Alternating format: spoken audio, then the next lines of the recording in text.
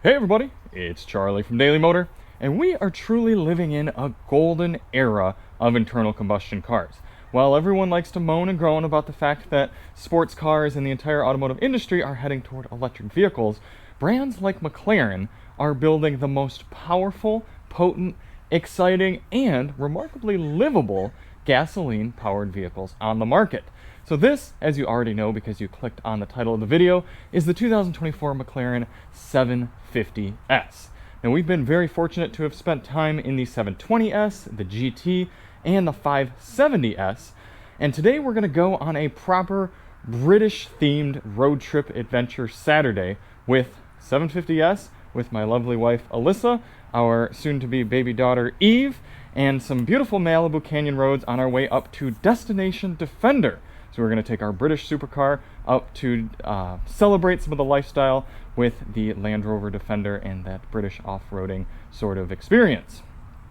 It's a beautiful sunny day here in Irvine, but it's supposed to be a little cloudy up in Malibu, California. So it's going to be about 100 miles or so, mixture of highway and twisty canyon roads. We're going to give the little baby a little bit of experience in twisting around, and we'll see how Alyssa handles these fixed carbon bucket seats on this version of the car. This one you're looking at about $450,000, and if we open up the butterfly door, we see a whole suite of carbon fiber, including these carbon fiber seats that do not recline. They adjust front and back, and that is it. So, Alyssa, would you like to get yourself comfortable? Okay, let's try it. Now you guys recommend going in butt first. That's technically the classiest way to do it, although you are wearing leggings, so you don't need to be too concerned about flashing the paparazzi here in our garage. Anyways. Yeah, but sometimes that's the easiest. But it can be, if you do a foot first, yeah, that can, she's actually able to use the body to brace herself a little bit. Tucked in? Tucked. Would you like this, or do you want it in the frunk? Frunk it. Okay. All right, let's engage the frunk here on the 750S. Hopefully Topher Drives will not be cross with me for taking over his road tripping sort of video. It seems like that's whatever all the YouTubers are doing right now. What's it like to live with? What's it like to road trip with? But I think this car, it's actually appropriate to do that with, because the 750, despite being the most powerful McLaren 700 series car that they've made, it's actually remarkably livable in the real world. We've got front end lift, and the suspension is remarkably compliant as well. So I'm going to close the butterfly door, and it's going to maybe soft close? I heard it. Did it? No. Well, now it's definitely closed. Now you definitely slammed it. Not going to be taking our metal water bottle because it doesn't fit very well in the cabin, but we'll give Alyssa her little bag. Hopefully we can get out of the driveway around the bolt without scraping. I think we should be okay.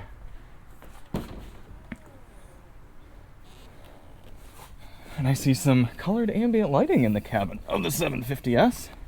Now when you first get in a McLaren, it tells you how many days you could allow the vehicle to sit before the battery would be depleted. So we got 22 days left of sitting here time. And you all probably can't see this super well being in the dark. So I'm going to start it up, we'll pull it out, we'll show you a little bit more around the cabin, and then we'll get rolling.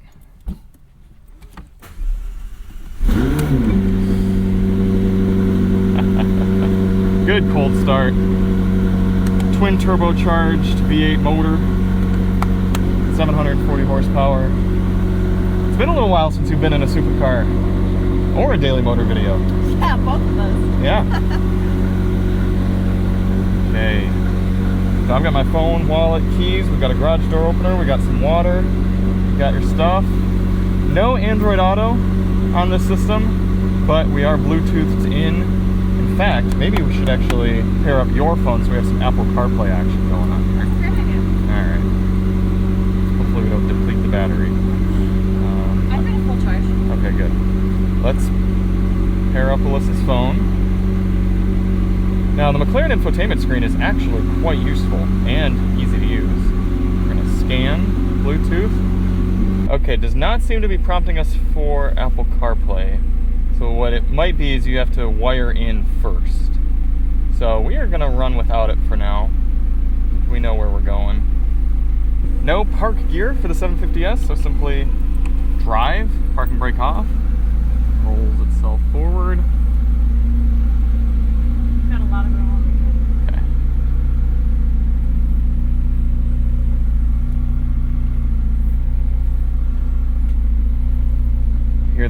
quintessential McLaren whine of the hydraulic front end lift.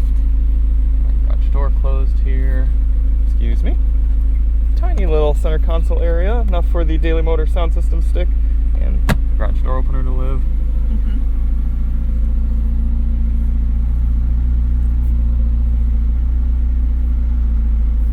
Out of the driveway, away we go. It seems like we have a brodozer in the way.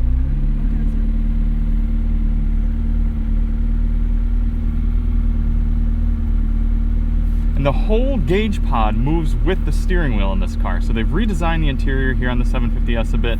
Your engine drive modes are over here on the right, and your suspension chassis drive modes are over here on the left. And they've done a pretty clever method of kind of reaching up and touching and adjusting those. 740 horsepower is not worth much when you're waiting for a truck and a trailer. It's okay, I have patience for men with trailers. It takes me a while sometimes too.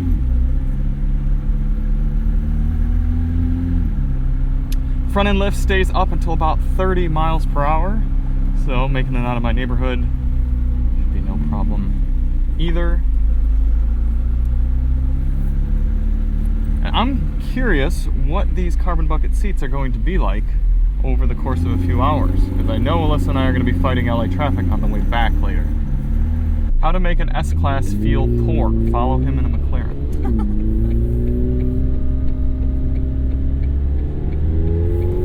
Now, we're not going to get on it too hard here yet, but the acceleration from the 750S is borderline nauseating. It's so quick, and it's only rear-wheel drive, so from a start, yes, it's dramatic, but it's not quite as, the 0 to 30 isn't as incredible as it is with an all-wheel drive car, but it's still the quickest rear-wheel drive car that Car and Driver has ever tested. I believe they got 2.3 seconds 0 to 60, maybe it was 2.6, I know there's some rollout calculated in there and everything. But what's so impressive is once you're already moving and you're kind of running from a dig doing 20 miles per hour above and you hit it, it's the acceleration is otherworldly.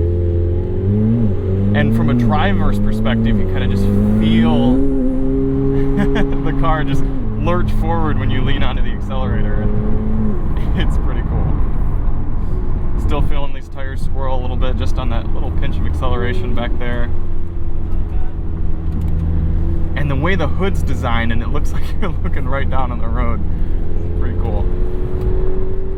Oh, we got a little construction going on here. Already into the real world here with the McLaren. You know what we didn't grab? What? My ginger. Well, you haven't been nauseous lately. I know, but this might make me that way. And here we are, highway speeds. Transmission settles right up into 7th gear. We've got stock mounted cruise control in order to keep the steering wheel free of any controls. Very nice thin steering wheel, good leather, metal shifters. And we've got quite a lot of highway to go. So we will catch up with you once we get to Malibu. We are just having a proper British motoring day because it is rainy and cold. Like I said, leaving beautiful, sunny Orange County. We knew it was going to be a bit like this coming up, but it is certainly going to lower our cornering speeds and probably acceleration when we're dipping off into the canyon here, because these Trofeo Rs are running about 77 degrees Fahrenheit in the front. I assume that's Fahrenheit, and 89 in the rear, 82, 89. Interesting that our right tire is so much warmer than our left. Either way, probably a good thing for Ms. 5 months pregnant Alyssa next to us and the little baby, but I think we should still be able to have a little bit of fun. We're gonna kind of feel it out as we get into the canyons, feel how it's biting and reacting, but mostly just kind of take it easy, cruise on up to Destination Defender. Regarding being a get across Los Angeles sort of commuter vehicle, I'm not in love with the seats, but also they are contoured well enough that I'm not uncomfortable at this point. My lumbar is just started getting a little tender right there at the beginning, and then also I just, quite frankly, don't have a ton of padding on my butt, so I was a little bit sore, not too far in, also just kind of underneath me. But Alyssa, you said you were actually decently comfortable, right? The seats themselves are really comfortable. My only complaint is my elbows have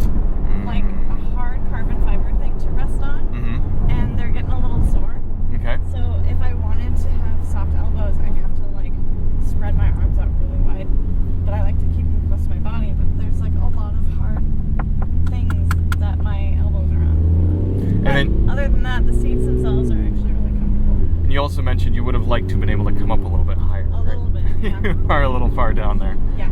Yep.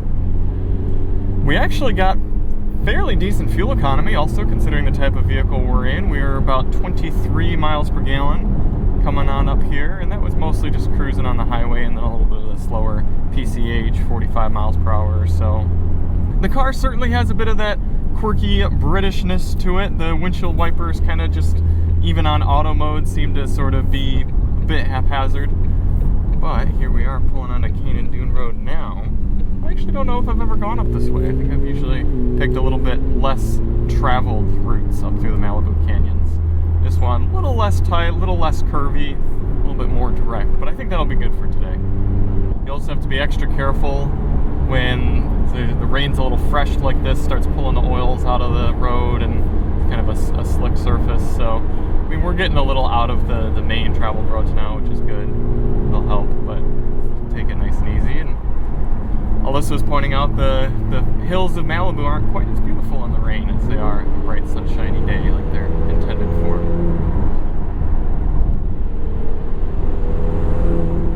Fog is cool. It is cool. Yeah, definitely adds a different element to it.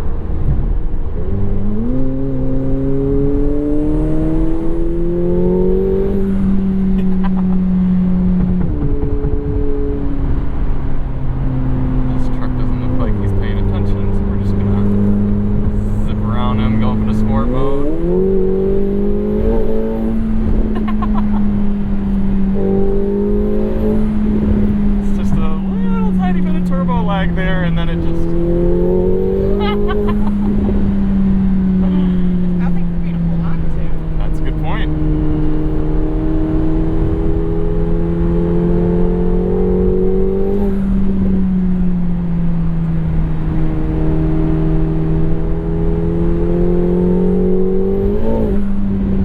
Some tire spin there.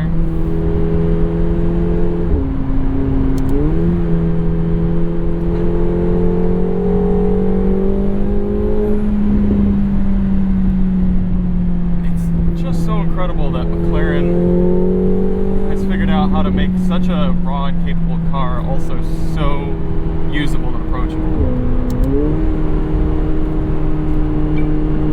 Go into manual mode.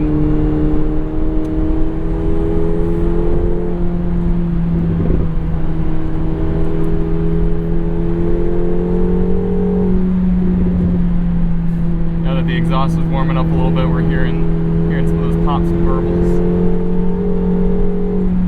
Make sure this isn't the officer of the law parks. Doesn't look like it. How you doing, sweetie? I'm good. Okay.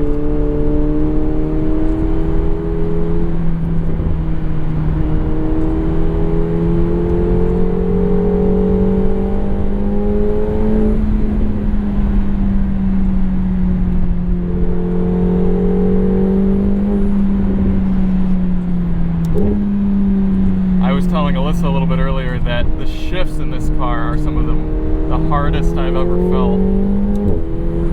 That one was a little glimpse, but holy cow, does this dual clutch beat up.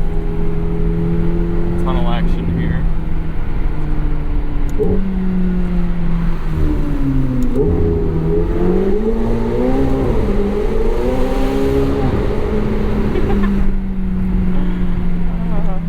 Tires are cold. Still some great roads up here though.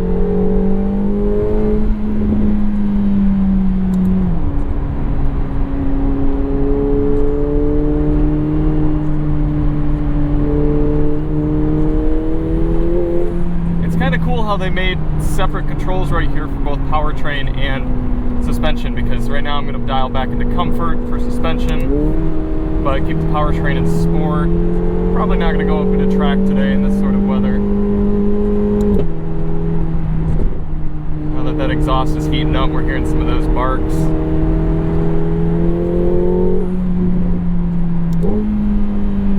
So immediate. I mean, they had such a fantastic product in the 720S that pretty much all they had to do was say, all right, how can we make greatness even greater with the 750? And some of the interior redesigns, they got got to sort of play around with, okay, how do we make this car even better to live with while also making it even better to drive? So we're almost up to Destination Defender. We're gonna pull in, check out a little of the British off-roading lifestyle, and then head on back south, fight some traffic. 3 hours into the saddle, and I'm happy to report that the 750S makes for a decent stop-and-go traffic supercar. We've spent the last hour and a half essentially navigating 70-degree tires and wet, twisty Malibu Canyon roads, and then a wet PCH, and then a stop-and-go 405 through Los Angeles, but we're just about to crest the Orange County border, which usually means open roads and a little bit less congestion. Despite the carbon buckets starting to get a little sore for my back and butt, like I said, they kind of started that way and have since progressed and gotten worse. The car was still comfortable enough for Alyssa to take about an hour-long nap, so she is back with us here on the program. And I do have to say, the suspension has a remarkable amount of bandwidth. To be able to go up into sport or track and have this thing go-kart around, but then in comfort, it's able to do these roads on the highway and really not be jostling people around. The only element that's any sort of course is just a little bit of that dual-clutch transmission shifting away from a stop for a second, but really not too bad in comfort mode. I've been impressed.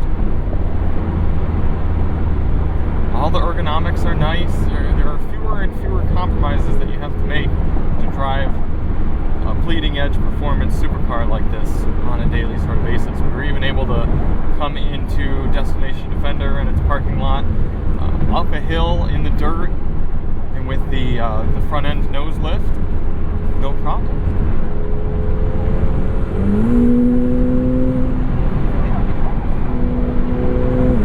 May not be the coolest sounding engine in this class. I do have to say something like a V10 still has a much more fun sound. If you're looking for kind of that showiness, you might want to look more towards something like a Huracan. But for the outright performance and really bandwidth as well, it's kind of hard to beat this car.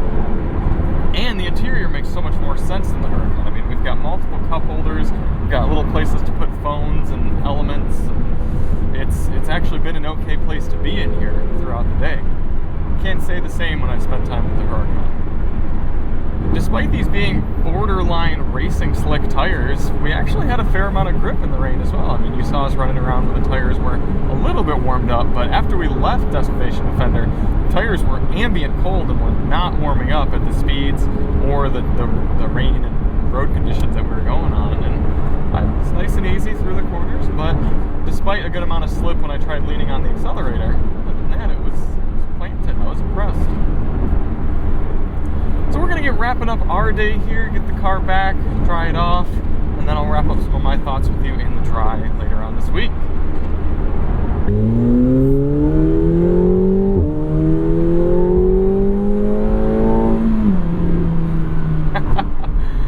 It feels good to have the 750S here on some proper dry roads.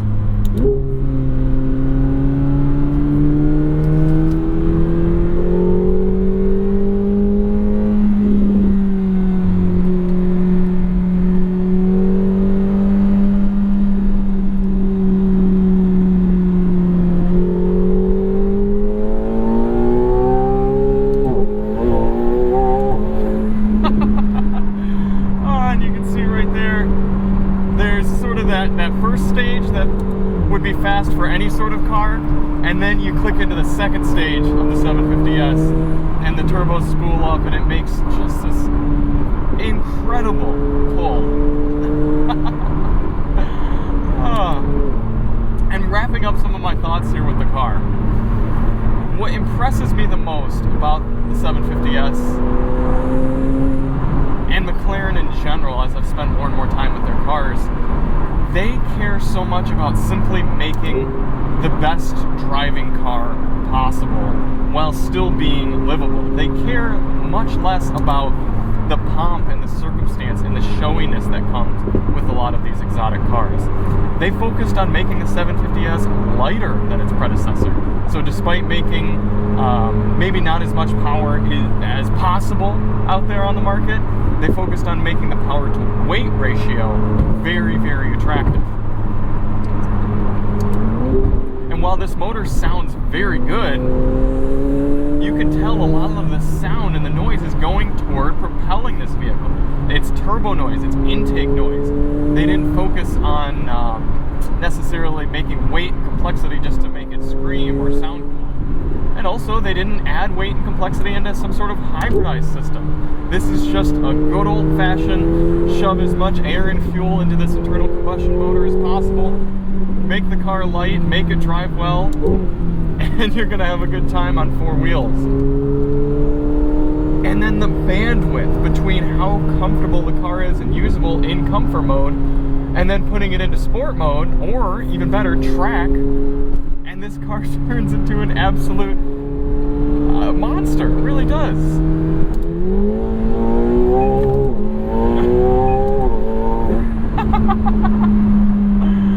Oh, it's so cool. And it's cool for the driver, and it's cool for passengers, and it's cool for 13-year-old boys driving by in their parents' cars next to you. McLaren knows that the best way to make an attractive and desirable car is to make an amazing driver's car. That's what gets brands long-term notoriety. It's the wildness and it's the success that they have in making a car just so great to drive.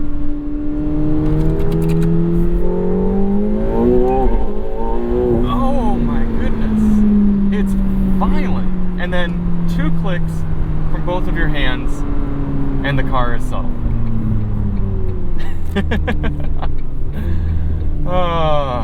It's great. It really is. There are so many vehicles that, yeah, they make a lot of power, but you get used to it. You acclimate. The body just kind of learns what to expect from the thrust, and you kind of get used to it. That's how a lot of electric vehicles are. Is after you drive them for a few days, you're like, okay, I get it. But all of the sensation that accompanies the acceleration here in the 750S and the tightness with which you can steer and drive it and experience the car, that is what keeps the fun factor and the wow factor high for the 750S for so long. So cool. So cool. And it's not a car that encourages hooligan activity or showy activity. It's a car that encourages driving and makes you want to go quickly and have this precise driving experience. You can tell that this car is made for the track, but yet still totally usable in the real world. And it's really amazing how McLaren has pulled that off. The other thing I've got to say is every time I look at the 750S, I start to notice and appreciate a different style and character element of it. Because when you first look at the car, it commands attention from the headlight pods, if you will. There's this big opening that makes it look like it's got these giant headlights, even though they're actually fairly tucked in there. And then when you look at it dead on from the front, especially low down, you start to notice this aerodynamic line that starts right up here at the front and moves and curves its way gently all around the car. Very 90s feeling and looking. And then when you come back and start to look at it from more of the side profile angle, you notice this borderline teardrop shape of where the cabin is right there in the seats, and then the way it dips gradually backward. It's such a remarkably beautifully styled car and functionally styled car at the same time. And the depth of the styling excellence is that you could look at it for days and days and hours and start appreciating and picking up on new elements of the vehicle. And even now right here, I'm starting to notice this right haunch above the front wheels with these vents. This is making me think Celine S7 right there. I mean, it really is an astounding vehicle. So thank you all so much for coming along with us. I hope you enjoyed some of that life with the McLaren. Be sure to check the link below for some of our other coverage on the car, and we'll see you on the next one. I'm Charlie from Daily Motor, and as always, drive on.